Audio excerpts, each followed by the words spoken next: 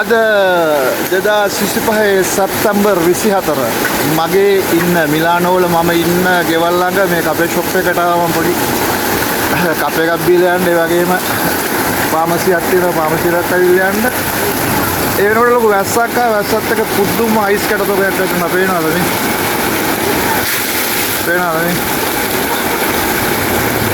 ඒ කියන්නේ මේ හිම නෙමෙයි මේ තාම සීතල කාලේ හරියටම ආවේ නැහැ දෙසැම්බර් ළඟ වුණ සීතල කාලේ ඉන්නේ දැන් මේ අයිස් වැස්ස ඉතින් ඔස්කා ට්‍රැවල් ඩයරි වලින් මට හිතුණා ඒක පොඩ්ඩක් දාන්න ඕගොල්ලන්ට බලන්න ඉතාලියේ යුරෝපය ගැන ආසාවෙන් බලන් ඉන්න අයට